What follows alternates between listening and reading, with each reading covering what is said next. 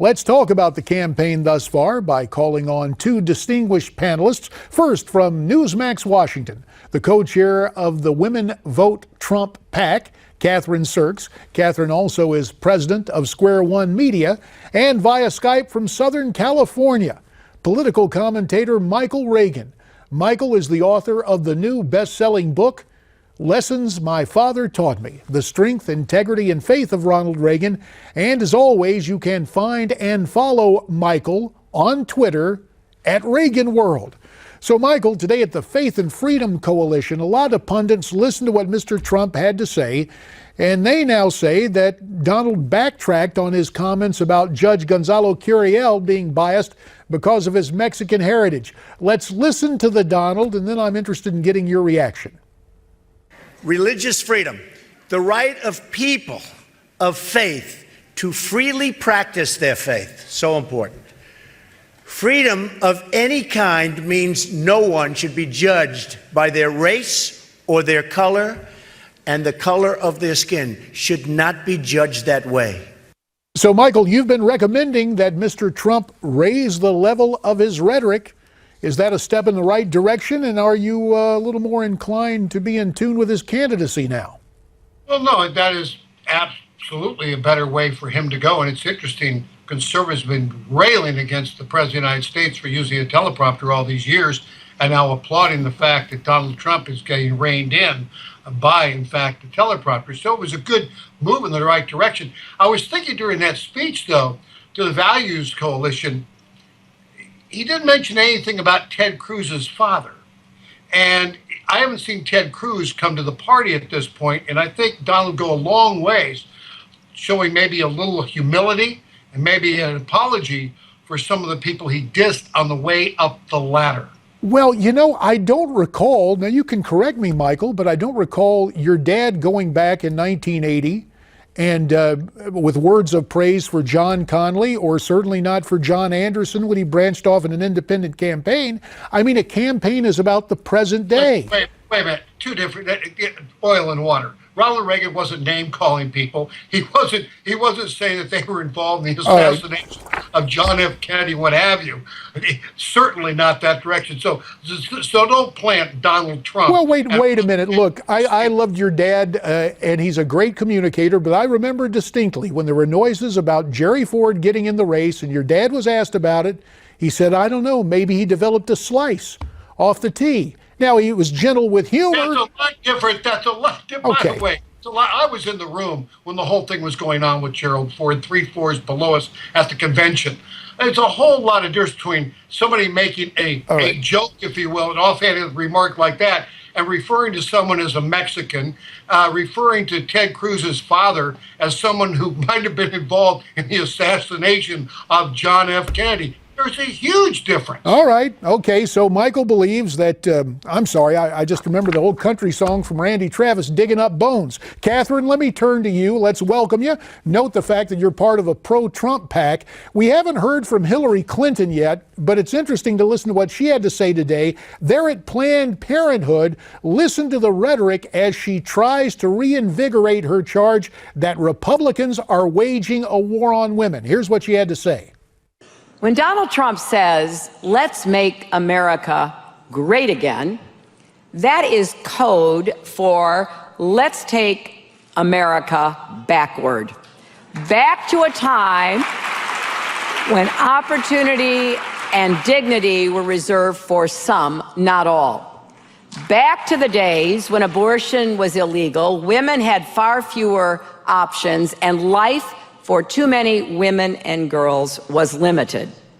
Well, Donald, those days are over. So what about that, Kathryn? Your take on what Hillary had to say?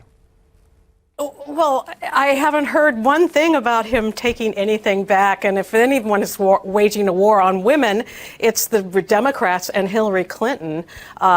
one of the things that got me involved and got me spurred on to to work on our group on the PAC with Women Vote Trump was after Madeleine Albright stood up and talked about the special place in hell for women who didn't support other women.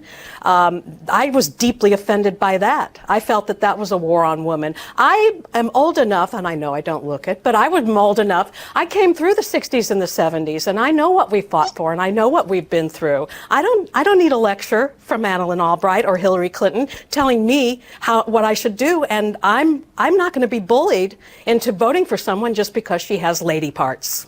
All right. Well, that's one way to put it, certainly, Kathryn. And our callers have a few things they want to say to us at 1-877-NEWSMAX. First up from Navarre, Florida, we've got Paul on the line. Paul, welcome to Newsmax Prime. Yeah, great to speak with you, JD, and also Michael. And I'm afraid I just tuned in just as the program started, so I missed the name it's of your other... Kathryn. Kathryn Serkes is with us. Good Yes. to hear your voice, too. The news today has been all on the anti-Trump side, at least that I've heard. Mitt Romney came out with another derogatory blast. Of course, Mitch McConnell has had several in the last few days. The Speaker of the House, Paul Ryan, has also been making derogatory comments for several days.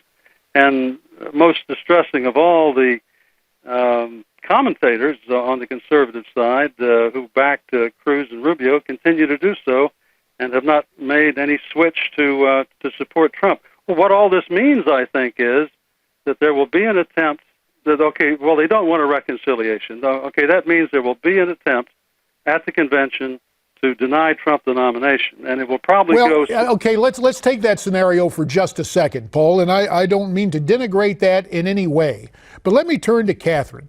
Do you really think that some of the members, I call them the crybaby caucus, Paul Ryan and others, do you really think they will try at the 11th hour to take the nomination away from Donald Trump in Cleveland? They're supposed to be smarts men, so I assume that they won't. I have some good news for the caller, though, in the midst of what he's talking about the last 24 hours being bad news for Mr. Trump, or sort of anti-Trump, and that is that we officially launched yesterday, and just overnight we have had thousands of supporters coming out to our website and telling us that they are women supporting Trump. We're getting stories of Latinas telling us they support. So the news is actually good, and the grassroots support is still there, no matter what the dinosaurs in the Republican Party are saying.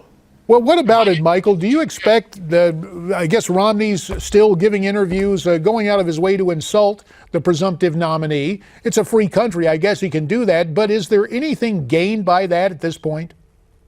Well, I mean, I listened to the interview he had with Wolf Blitzer today, and he even said there's nothing going to happen at the convention to change the dynamic. He said everybody should vote the way they want, but his values and in fact, the values of Donald Trump are not equal. Therefore, he is not going to vote for Donald Trump. He's going to write someone in or go third party, if you will, at that. I think what you see going on in the Republican Party right now is the fact that Donald Trump scared the holy bejesus out of the whole Republican establishment when he called the judge a Mexican.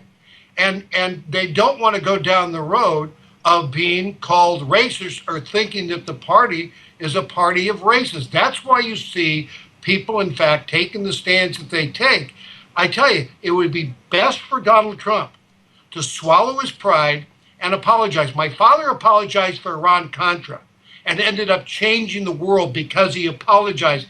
He didn't need to apologize, but he thought it'd be the right thing to do because the perception in America was different than what reality was. Well, the perception in America is that Donald Trump is racist. May not be true perception. Well, it's certainly not helped. It's certainly not helped by a Speaker of the House going out and calling the presumptive nominee of his party, this is textbook racism. Look, you and I have been around the block a couple of times. You know how to drive a message and you know how to extinguish a message, or at least say, Donald Trump can say these things, he can go off script, but to go out and take issue and try to reinforce it day after day. Kathryn, I don't know, there's some people suggesting that Ryan is getting ready for 2020, saying he's going to support Trump, but rhetorically saying things that are less than complimentary. Let me give you the last word on it, 30 seconds. I just don't understand how the party can't come together, why they don't come together. The Democrats don't do this. When Hillary goes out and calls young people thugs, they don't jump on her and call her racist within her own party.